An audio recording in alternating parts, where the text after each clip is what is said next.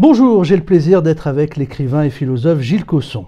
Écrivain et philosophe, mais pas que. Vous avez une carrière assez incroyable, Gilles Cosson. Nous allons parler de votre dernier livre, 5 femmes, qui est publié aux éditions Pierre-Guillaume Deroux. Absolument. On va parler de femmes, on va parler d'amour, de regrets, mais pas seulement. C'est un livre aussi très philosophique. Et on vous expliquera pourquoi après. Mais avant de parler de 5 femmes, j'aimerais d'abord vous présenter, Gilles Cosson. J'aimerais résumer en quelque sorte tout ce que vous avez fait.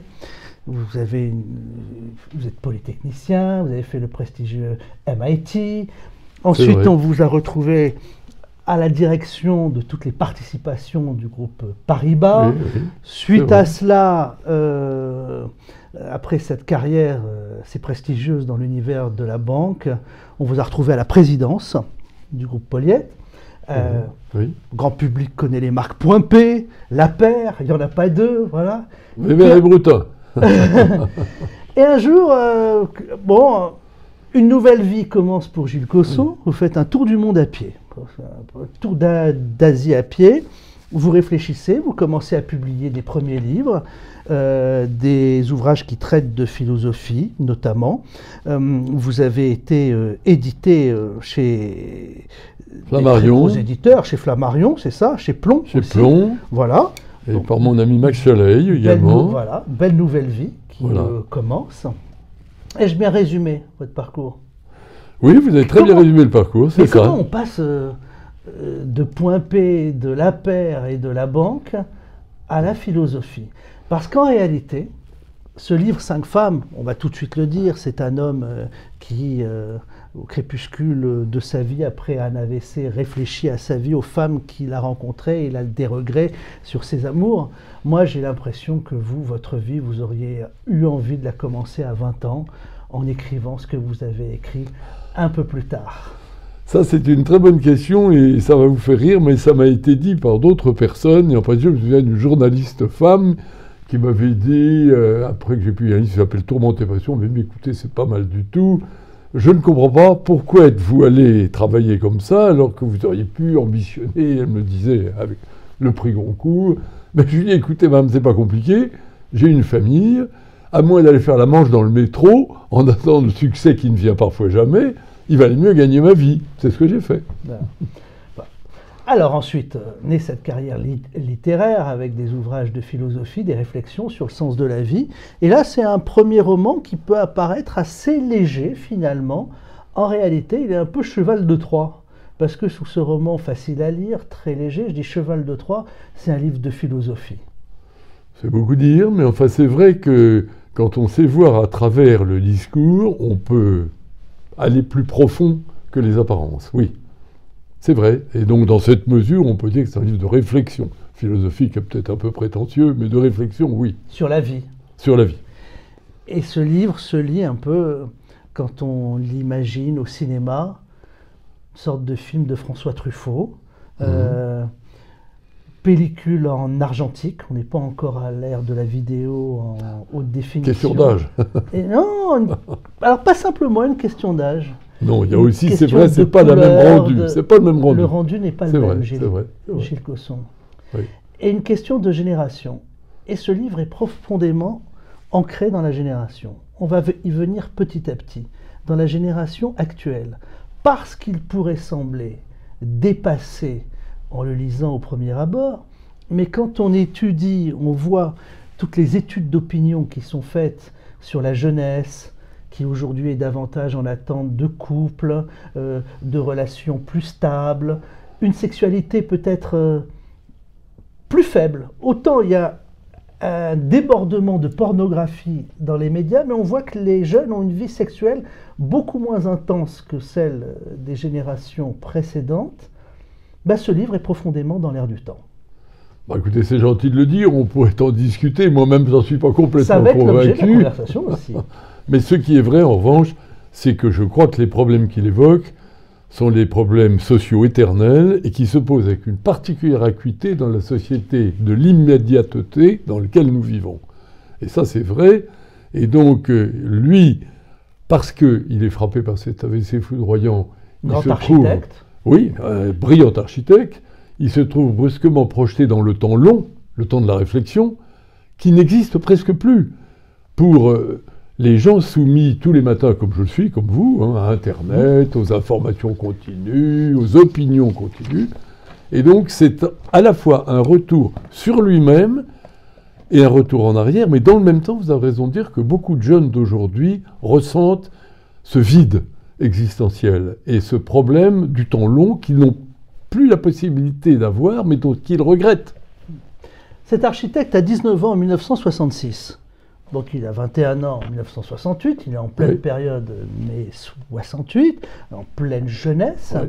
Et on aurait pu penser que c'était une époque de relations sexuelles très libres, enfin c'était le cas. Est-ce le milieu social? Parce qu'en fait, quand il pense aux femmes qu'il a eues, il n'en a pas eu tant que ça hein, dans sa vie, il a une vie plutôt calme, même si évidemment il a eu une maîtresse, mais peu importe. Mais on a le sentiment que cette génération issue de mai 68, entrepreneur, publicitaire, a une vie sexuelle dans les années 70 bien plus intense que celle qui est décrite dans le livre. Oui, enfin, ça, on peut en discuter, parce que malgré tout, je dirais, comme on dit vulgairement, ils ne s'embêtent pas, mais ce sont des aventures rapides et sans lendemain. Alors ça, là où vous avez raison, c'est que les femmes qui comptent, il n'y en a pas beaucoup. C'est un peu les 5 que j'évoque, mais ça n'empêche pas qu'il y a en fond de tableau un certain nombre d'aventures rapides.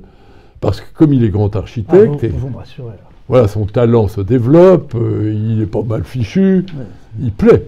Et un homme célèbre qui plaît et qui n'est pas sans argent, parce que comme il devient vite très connu, il a quand même de l'argent, c'est un homme qui trouve beaucoup de femmes sur son chemin. Mais c'est vrai, et là je vous rejoins, que dans le fond de son cœur, il regrette, disons, l'amour vrai, l'amour donné, l'amour reçu. Et il ne se contente pas, il n'arrive pas à se contenter des aventures passagères. Ça, c'est vrai. Et il croit finalement profondément au grand amour, mais quand il se marie, c'est ça qui est amusant, il reste quand même dans des archétypes, dans des codes. Il se marie avec une brillante avocate, et à un moment dans le livre, vous dites même, vous employez une phrase, c'est presque comme un plan de carrière quand on choisit la bonne entreprise pour être recruté. C'est presque ça. Alors là, vous y allez fort, mais enfin, c'est pas entièrement faux. Je crois que vous évoquez le milieu. Dans le milieu dans lequel il vit et où il a l'impression qu'il doit prouver qu'il est vraiment remarquable, un architecte de grand talent, on a tendance à chercher une femme qui n'est pas simplement décorative, mais qui lui assure, disons, un appui intellectuel supplémentaire. Oui, voilà. Ça c'est vrai. Alors, la carrière progresse, évidemment, et puis, évidemment, il tombe amoureux d'une autre femme, et pas n'importe laquelle. Alors, de sa belle-sœur.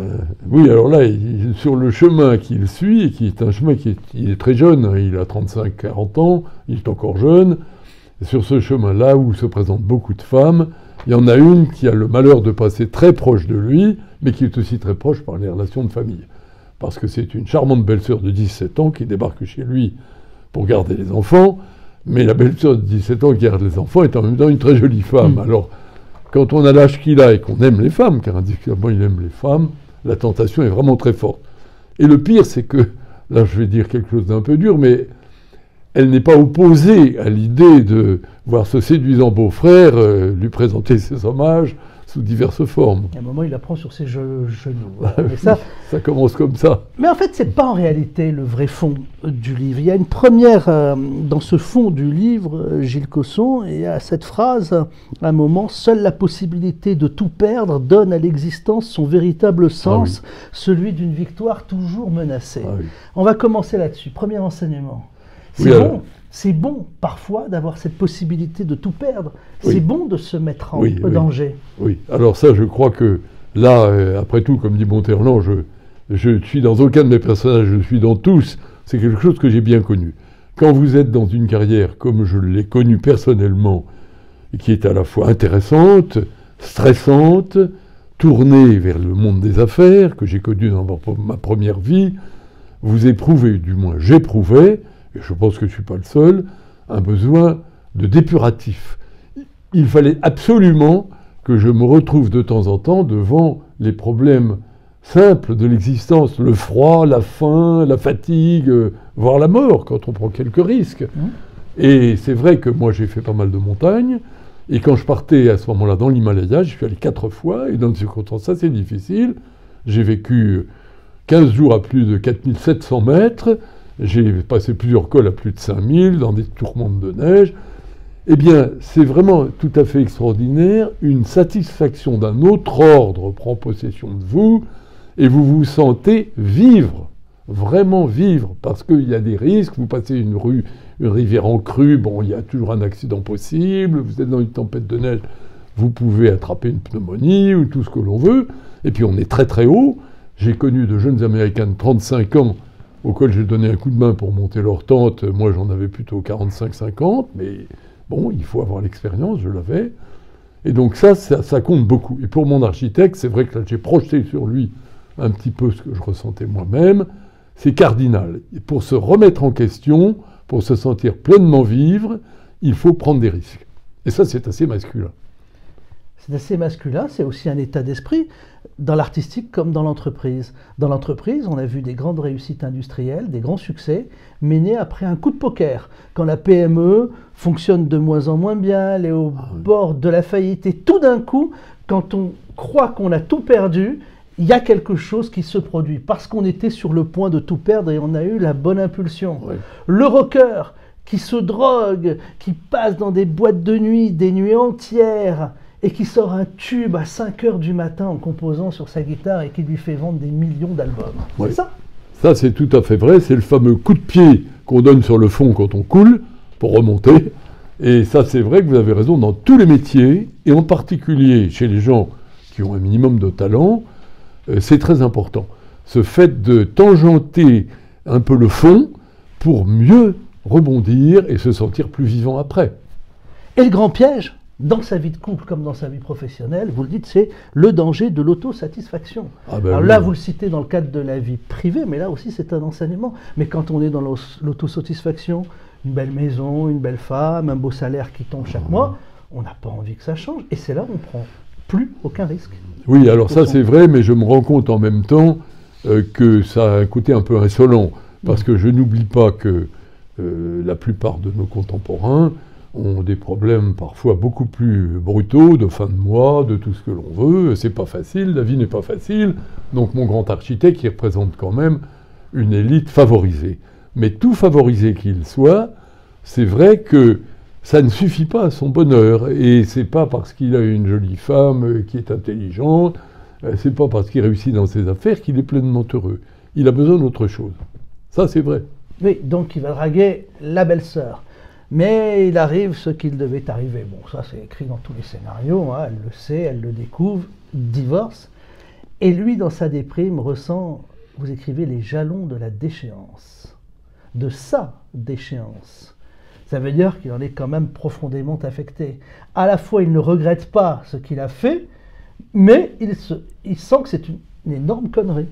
On est balancé. Oui, alors ça c'est peut-être un des ressorts du livre que vous avez très bien décrit d'ailleurs, c'est le balancement entre la beauté, la grâce, car cette aventure qu'il a avec sa belle-sœur, c'est avec une très jeune fille, très jolie, et elle a de la grâce dans ses mouvements, elle s'occupe de ses enfants avec élégance, il la voit, il est admiratif. Il y a un moment où je dis, un titre de roman bien connu, c'est une multiple splendeur, il voit quelque chose. C'est l'homme de l'art en même temps, c'est un artiste. Donc il a une aventure, mais en même temps il admire cette grâce aérienne d'une très jeune fille, et c'est très beau. Mais alors en même temps qu'il admire, il se rend bien compte qu'il se dirige vers des horizons très dangereux. Et quand il se retrouve sur son lit de douleur, il se rend compte qu'il a quand même à la fois eu un très beau moment, mais qu'il a aussi cassé quelque chose. Ah oui. Il a cassé quelque chose. Mais les entourages sont toujours là, les entourages. Et vous dites, à un moment, il y a les félicitations de tous les entourages. Ça veut dire, toujours dans ce genre de situation, on va voir les amis de la femme, on va voir, tu as bien fait, tu es enfin libre. Les potes du gars vont le voir, enfin libre. Là, tu vas avoir un paquet de nanas à ta disposition. C'est toujours, c'est partout pareil. Oui, malheureusement, c'est partout pareil. Je ne sais pas si c'est malheureusement ou heureusement, mais le fait est qu'à notre époque, le divorce est quelque chose de tout à fait banal. Mais pas à cette époque-là. Ça l'est déjà pas mal, hein, mais enfin moins que maintenant, mais ça l'est déjà. Et quand il arrive à 40 ans, célèbre, ayant beaucoup d'argent, tout le monde trouve ça non seulement normal, mais c'est bien, enfin, c'est une façon de démarrer une deuxième vie, une autre deuxième vie. Votre livre est très pudique, même s'il parle de femmes. Oui. Très peu de sexe. Il y a rien. Il y a juste un certain moment, quand il est avec sa belle-sœur, vous parlez un peu plus de tendresse. Voilà. Oui. Alors que l'on sait bien, vous le savez aussi bien que moi et mieux que moi, Gilles Cosson, quand on arrive à certaines sphères de pouvoir, de relations, on se laisse griser. Il y a une libido qui est souvent supérieure à celle du commun du mortel. Oui, et alors ça, vous ne l'évoquez pas. Non, mais ça c'est vrai, hein, je ne l'évoque pas, mais c'est vrai. J'ai fréquenté par ma carrière beaucoup d'hommes politiques ou beaucoup de gens de pouvoir, vraiment, qui avaient un grand pouvoir. Eh bien, tout le monde le dit, le pouvoir surexcite la libido. C'est comme ça. Financier ou politique même. Politique aussi, je ne citerai pas. De ceux qui sont élus à l'Assemblée nationale comme députés à 40 ans ou à 50 ans, oui. 10 ou 15 ans plus tard, ils sont tous divorcés. Hein. Oui, la plupart. Oui, je crois que c'est vrai. Non, mais c'est un phénomène qui remonte très loin, parce que Jules César avait beaucoup de maîtresses, et enfin la plupart des Romains connus aussi. Donc ce fait d'avoir le pouvoir sur beaucoup d'hommes et de femmes donne probablement une envie de prouver également dans le domaine sexuel qu'on est très performant. Enfin, c'est ridicule, mais je crois que c'est quand même vrai. Et d'ailleurs, aujourd'hui, on observe ça, alors que vous évoquiez les députés, mais je crois qu'on peut dans les stars de cinéma, que je sache, ou je dirais même dans les stars de la littérature, les divorces sont légion. Moravia a divorcé de sa femme, qui était pourtant également un écrivain très connu, etc. C'est systématique. Mais il paraît que la sexualité est plus agréable, est plus dense, et plus dynamique avec des gens qui ont des vies très chargées professionnellement, qui ont des responsabilités, qu'avec des gens qui travaillent 35 heures, qui rentrent le soir et tranquillement. Vous connaissez sûrement la célèbre formule, si vous avez quelque chose à demander, adressez-vous à un homme très occupé. Les autres n'ont pas le temps. Voilà.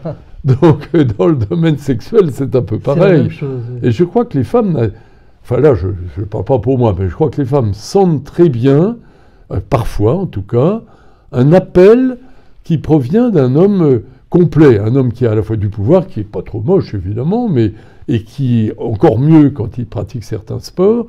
Je crois que les femmes sont attirées, et je les comprends, par un homme très complet. Ça me paraît... Il a besoin de cela. Oui, enfin ça me paraît en tout cas compréhensible. De la République, hein, voilà. Oui. Alors, 10 minutes, douche comprise. Il est connu que certains présidents de la République avaient des vies agitées. Mais on parle des hommes, mais on en a autant pour les femmes. Hein.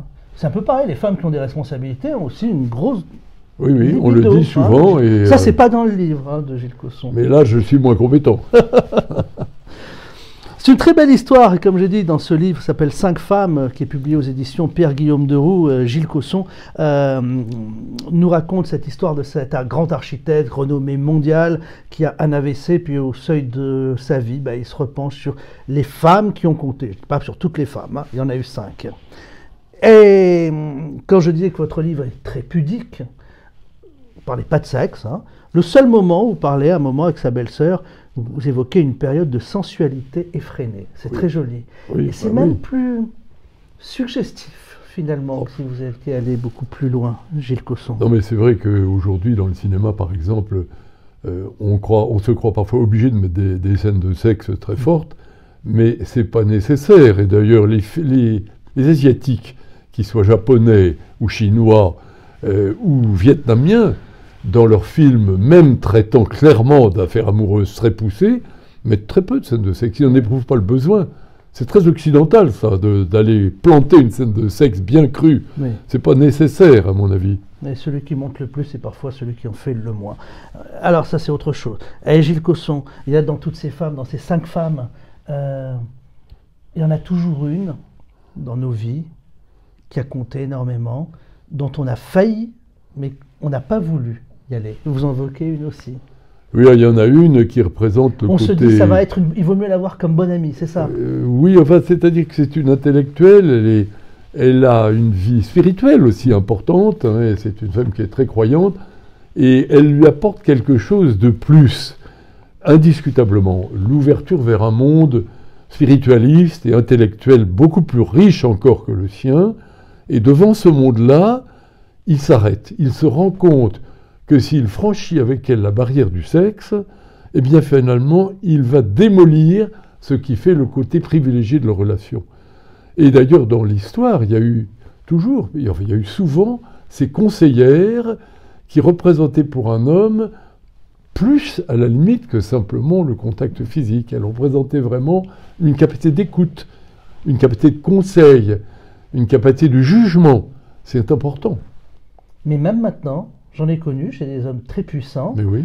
une conseillère, et finalement tout l'entourage se posait la même question, est-ce que de temps en temps, peut-être que non. Eh bien peut-être que non. Ouais. Peut-être que non, et dans une galerie, une galerie de tableaux de femmes, si j'ose dire, celle-là joue un rôle important, c'est certain. C'est le rappel à l'essentiel, comme je l'ai dit. Dans votre livre, chacun va reconnaître des bouts de sa vie. C'est là aussi, il est écrit avec subtilité, Gilles Cosson. Il y a aussi ses amours d'enfance, l'amour de son enfance, qu'on tente de reconquérir à un certain moment. Et ce qui est amusant, c'est le dîner que vous racontez. Bon, bien sûr, notre héros a perdu de vue pendant des années son amour d'enfant. Il apprend qu'elle est conseillère municipale dans une ville de province. Il lui donne un rendez-vous à dîner à Paris un soir. Et là, dans le dîner, c'est « quitte tout, rejoins-moi à Paris, je m'occupe de toi ». Ah oui. Vous savez, j'étais récemment... Ça s'est déjà produit, peut-être, oui. Ce genre de pensée. Je pense que ça se produit plus souvent qu'on ne croit. L'autre jour, j'étais à une émission de radio, intéressante d'ailleurs, et il y avait là une psychanalyste qui disait que pour beaucoup d'hommes, le premier amour ne s'effaçait jamais. Il était rejeté dans les ténèbres par la vie qui passe, quand il a réussi au départ, mais il ne s'effaçait jamais. Et donc cet architecte, comme beaucoup d'hommes, porte avec lui le regret de cet amour de jeunesse, la première fois où on est seul face à soi-même, comme dit le poète Rilke, et il porte en lui ce regret, alors même qu'il a 40 ans, eh bien, il a toujours l'espoir de réussir ce qu'il n'a pas réussi quand il en avait 20 ou 18. Et c'est ce qui se passe pour mon homme, qui effectivement, d'ailleurs étant sur le point de divorcer, se rend compte qu'il a peut-être laissé passer quelque chose d'unique, et il va retrouver cette femme, et il va lui faire une proposition stupéfiante, je casse tout, tu viens avec moi, on repart à zéro. Alors ça ne marche pas, évidemment, ça ne peut pas marcher. Il y a beaucoup de fantasmes aussi. C'est un fantasme. Parce que en réalité, on peut être souvent déçu, les personnes changent. C'est comme quand vous retrouvez un ami d'enfance 40 ans plus tard, les trajectoires de vie ont tellement été différentes qu'on est tout content d'aller dîner avec lui un soir. Ça, vous dites, ça fait 40 ans que je ne l'ai pas vu, c'est génial, on a fait les 400 coups, et on n'a plus rien à se dire. Ben oui, c'est comme ça. Les réseaux ont changé. Les vies divergent, vous le dites très bien. Chacun suit sa voie. Et on revoit quelqu'un comme ça après bien des années. On se rend compte qu'on ne se comprend plus. Parce que telle personne ou telle femme a suivi une trajectoire, vous en avez suivi une autre, et vous apercevez que les divergences sont fortes. Qu'est-ce qui fait que ce roman est crédible aussi sur cette idée de l'homme qui va voir son amour d'enfance et qui lui dit « plaque tout, en 24 heures, je reprends tout, je m'occupe de tout ».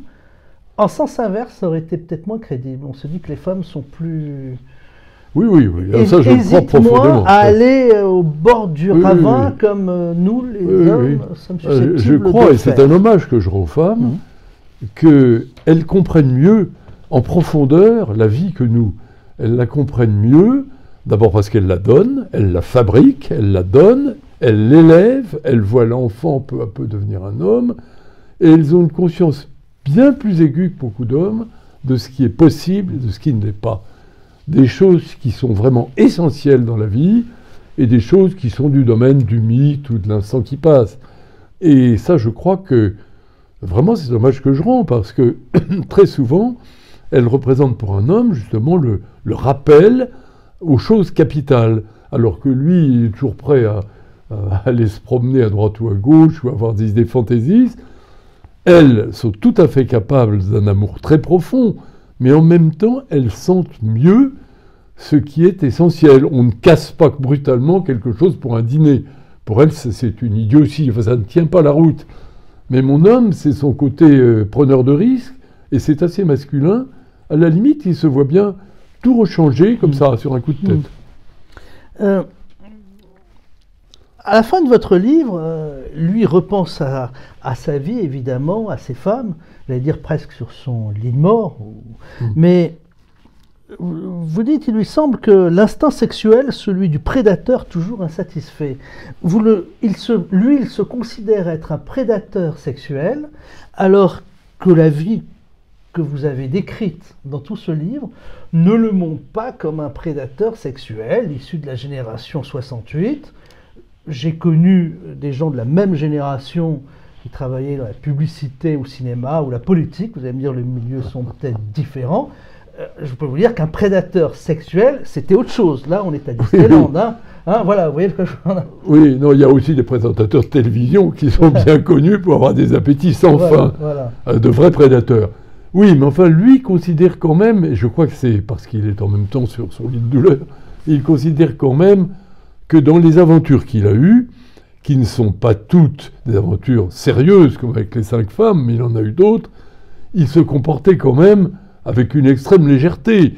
Il trouvait une femme qui passait... Il avait un code moral. Bah oui, voilà, il l'a traîné à l'hôtel, bon, il passait un bon moment, et puis il avait tendance à dire, bon, bah au revoir et merci. Et donc ça, c'est là qu'il se considère comme un prédateur, parce que les 5 femmes, non, les 5 femmes, c'est vrai qu'il prend le temps de la réflexion. Il échoue, d'ailleurs, de temps en temps, mais ce sont des aventures au long cours et dans lesquelles il y a un véritable échange. Mais il y a beaucoup d'autres choses dans sa vie d'architecte qui se passent très rapidement, et là, il se considère un peu comme un prédateur.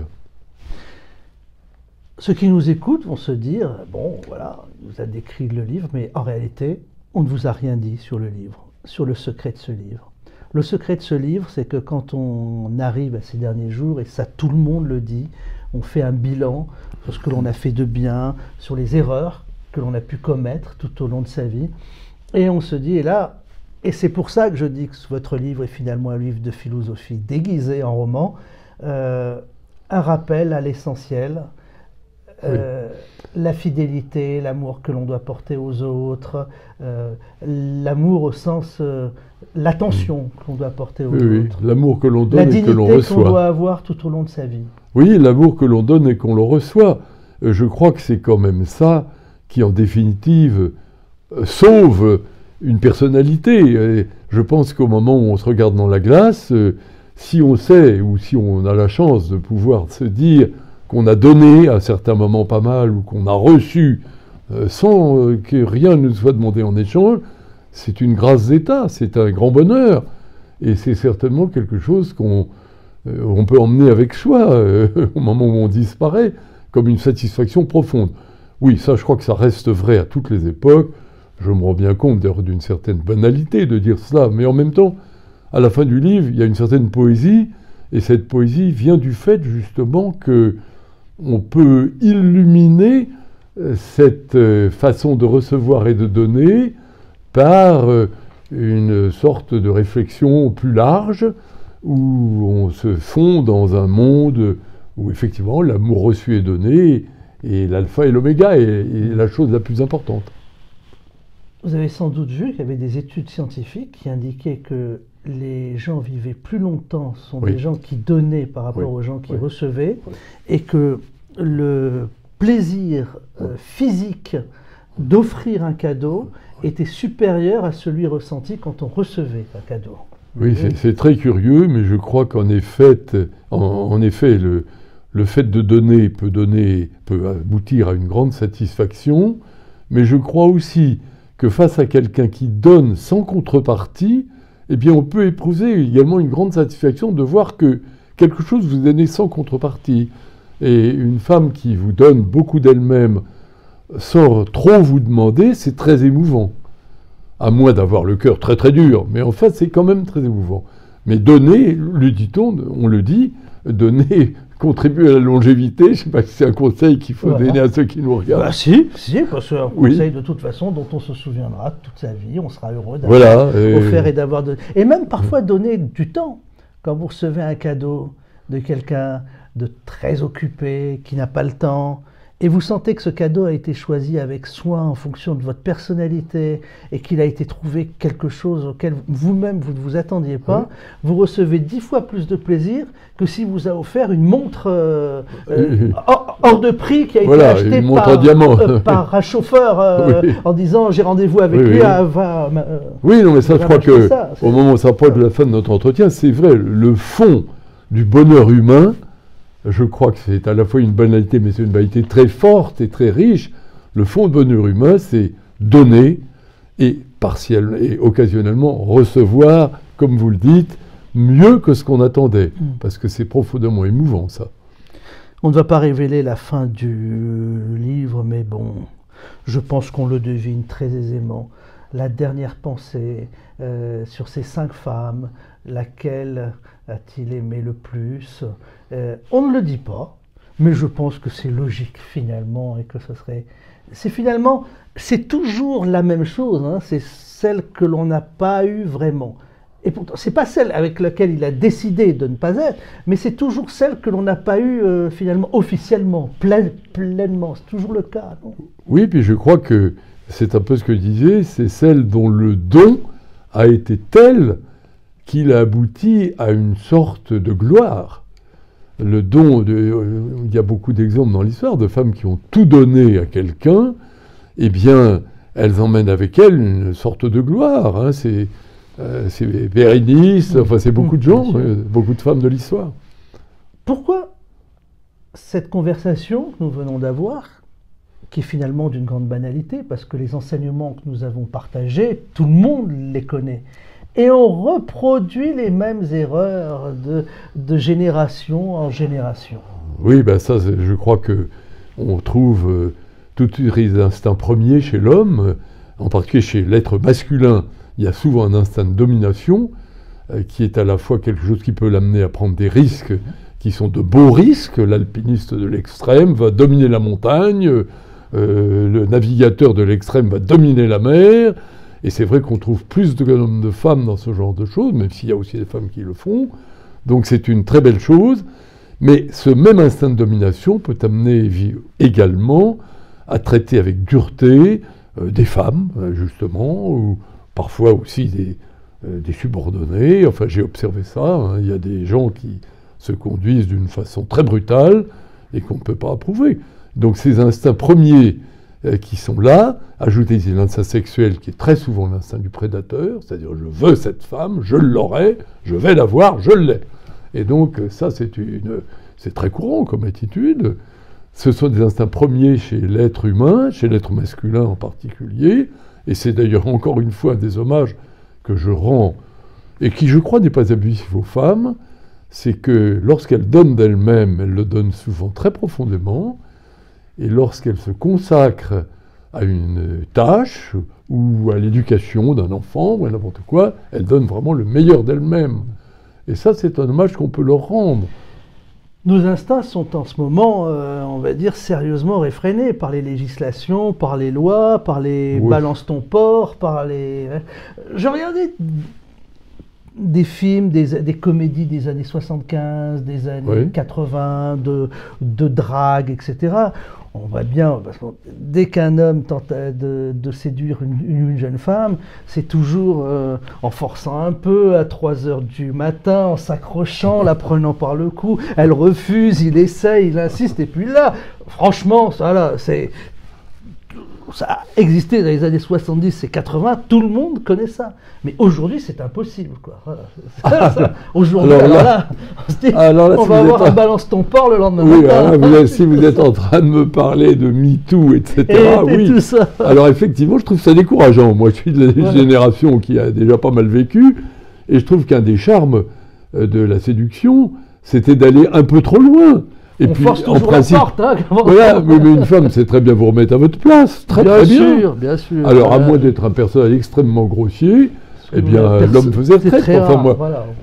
Qui n'a pris plaisir à observer ou à agir, je ne sais pas, à voir, comme j'ai bien souvent vu, dans la rue, une jolie fille se faire entreprendre, comme on dit, par un garçon astucieux, pas mal foutu. On regarde ça avec sympathie. Alors évidemment, si le type devient grossier, s'il devient odieux, c'est insupportable. Mais je dirais l'art de vivre français en particulier, je mets les anglo-saxons de l'autre côté là. Mais l'art de vivre français, c'était aussi une certaine pratique de la séduction, gaie, spirituelle, entreprenante, et je trouverais personnellement très dommage, je suis persuadé que les Français ne renonceront pas, très dommage que ce soit fini pour toujours, ce serait désolant. Merci Gilles Cosson, ça c'était hors sujet, c'était pas dans le livre. On a parlé de votre dernier livre, Gilles Cosson, qui s'appelle tout simplement 5 femmes. Il est publié aux éditions Pierre-Guillaume Deroux. J'étais donc avec le philosophe et écrivain Gilles Cosson, aussi un industriel, hein, aussi. Voilà, on vous a présenté au début de cette émission. Et votre dernier livre est un roman. L'aspect d'un roman, le charme d'un roman, l'écriture d'un magnifique livre de littérature. On se laisse, mais derrière il y a un vrai livre de philosophie avec un véritable message qui est lancé. Place à l'essentiel. Voilà. Oui, mais sans que des vérités soient assénées. Elles doivent sortir toutes seules de la lecture. Jamais je n'aurais voulu... De façon très agréable. Je n'ai pas fait un livre de philosophie où on prend une aspirine après. Ah, oui. Voilà. Merci Gilles Cosson de m'avoir reçu chez vous. Merci beaucoup. 5 femmes de Gilles Cosson, c'est publié aux éditions Pierre-Guillaume Deroux.